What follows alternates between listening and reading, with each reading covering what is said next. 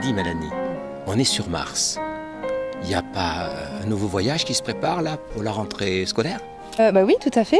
C'est bientôt la rentrée, donc ça veut dire qu'on va avoir de nouveaux élèves, donc de futurs nouveaux colons martiens peut-être, qui vont devoir découvrir de nouvelles aventures. Donc on a toujours sur Surviving Mars notre base de mission, etc. pour nos élèves de SVT en seconde notamment, mais on va pouvoir toucher donc de nouveaux élèves en physique-chimie et aussi en collège à partir de cette année. Il n'y a pas que des physiciens. Ah non, il y aura aussi un peu des maths, un peu de la techno, et on espère peut-être des profs d'autres matières comme les langues, l'histoire, etc. Et Geneviève, les maths, ils sont déjà avec toi, non? Non, je suis professeure de physique-chimie. Moi, je tiens la navette Theia avec les missions en physique-chimie pour les élèves de seconde. Et je sais qu'on attend aussi peut-être des collègues de l'élémentaire, des professeurs des écoles pour des missions. Oui, mais enfin, j'ai vu un chef de mission nouveau là. Oui, bonjour. Donc du coup, on va nous créer des missions en physique-chimie et en SVT à destination des élèves de cycle 4 et de cycle 3 aussi, notamment pour les 6e et puis ensuite CM1, CM2 quand des professeurs des écoles nous rejoindront.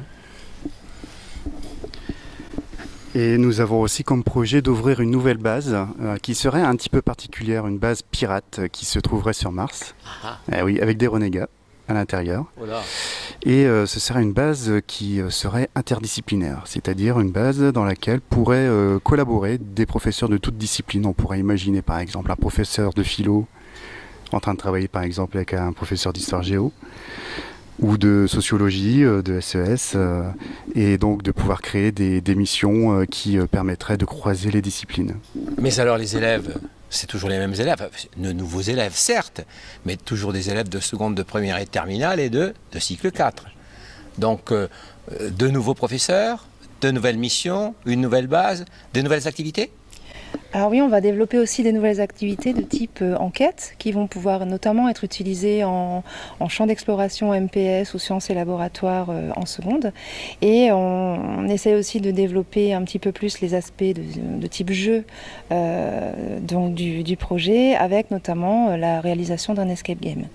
Ah, d'un escape game. Mais une question, vous inventez une nouvelle base, vous faites venir de nouveaux chefs de mission, vous inventez de nouvelles activités, vous avez inventé comme ça ou bien cela se base sur une analyse de la façon dont cela s'est fait l'année dernière? L'analyse qu'on a pu réaliser, l'expérience qu'on a pu acquérir durant la première année durant laquelle nous avons utilisé le jeu, et notamment en séquence inversée, a été vraiment déterminante justement pour nos choix pour l'année prochaine. Donc nos objectifs, c'est d'augmenter vraiment cette interdisciplinarité et aussi la collaboration de classes, mais pas forcément au sein d'un même niveau, mais des collaborations de classes qui pourraient être entre par exemple le lycée et le collège, ou entre une seconde et une terminale, voire même entre un lycée et puis une école primaire. C'est un peu ce que propose Geneviève pour l'année prochaine.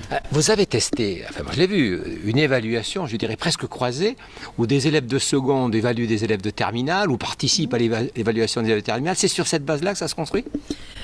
Oui, et sur la navette Theia, avec déjà ce qui est construit et les nouvelles missions qui vont être à venir, nous allons cette année croiser le travail avec une classe de CM2.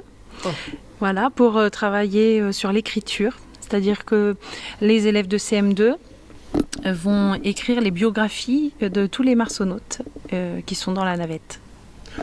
Chaque année, vous allez inventer de nouvelles histoires. Sûrement, en fait, on n'arrive pas à s'arrêter. et la population de Mars va s'accroître. Oui, peut-être bien, oui, mais c'est tant mieux, tant mieux.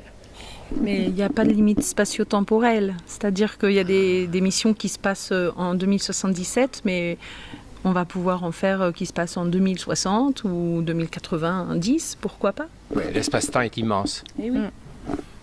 Et vous est infini. Et l'espace est infini. Et vous, le nouveau, là, chef de mission, quelle impression vous avez à rejoindre ces chefs de mission qui sont en poste? L'impression elle est très bonne, c'est une équipe qui est très ouverte, qui nous a accueillis puisqu'on est quand même plusieurs à les avoir rejoints là, dans les les derniers mois et les dernières semaines. Et l'accueil, il a été vraiment très chaleureux. Et là, c'est vrai que Ludovia, ça a permis de pouvoir mettre des visages sur des noms et puis de se rencontrer pour de vrai. En fait, vous continuez la même méthode, quoi. Vous travaillez à distance, en virtuel, et vous profitez d'événements comme Ludovia, comme le Clic, etc., pour faire en sorte, ah, c'est toi? Ah, c'est avec toi? Oui, c'est ça. C'est comme ça que ça se passe. Oui, Exactement. Oui. Écoutez, nous, enfin, pour ce que me concerne, j'ai toujours plaisir à vous rencontrer.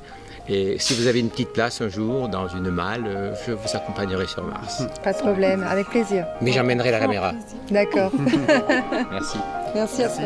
Et pour vous donner qu'un exemple, 2/3 des établissements scolaires à Singapour ont des groupes de recherche en interne dans lesquels les enseignants se définissent comme des chercheurs de solutions et sont accompagnés dans cette démarche.